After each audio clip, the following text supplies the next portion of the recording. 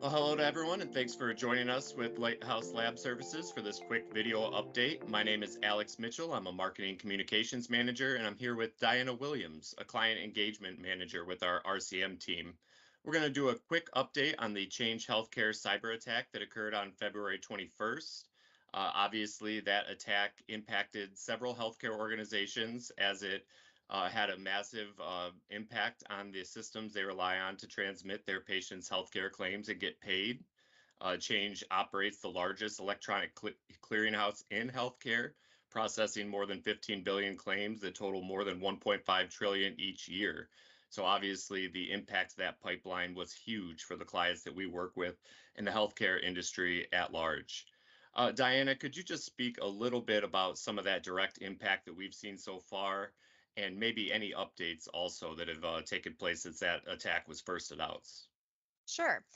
So we work with many clients, as you said, and we heard right away that at least some of them were having immediate repercussions. In fact, one of our clients worked almost their billing vendor worked almost exclusively with the Change Healthcare Clearinghouse, and so everything from claim submissions to ERAs and EFTs came to a standstill almost immediately. So since last week, since I guess this came out on the 21st, the cyber attack happened on the 21st, information has kind of been trickling out since that time.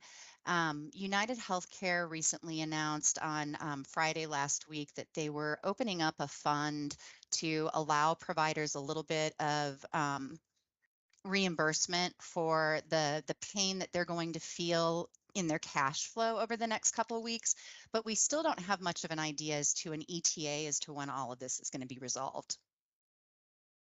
Well, it's safe to say that the fallout here is going to, continue to unfold for the months to come. Outside of this specific cyber attack on Change, what are some lessons that can be learned here, or potentially broader takeaways labs and healthcare providers at large can learn to maybe protect their billing data and not be left completely vulnerable if an attack on a clearinghouse like this occurs again? I think one of the biggest lessons is we want to put our ducks in more than one row. So spread that out, spread that love, have more than one clearinghouse in your pocket.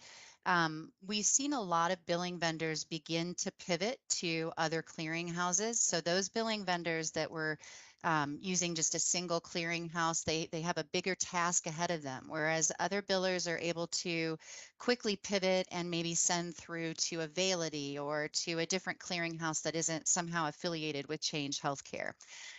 The one caveat that comes with that is that this this outage impacts not just claim submission, but it impacts the payers themselves. So one of the things that's really become apparent is how many different organizations Change Healthcare and their clearinghouse touched.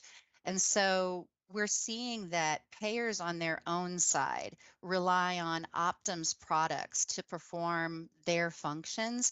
And when those products are shut down, they're unable to perform their own functions. And so we really are anticipating that even if this were to be resolved over the next couple of weeks, and we're keeping our fingers crossed for that, the overall impact to finance is going to follow us into the next quarter, if not into the remaining months of the year, just depending on how big of a scope the attack was, what systems were compromised, and whether protected health information was a part of that.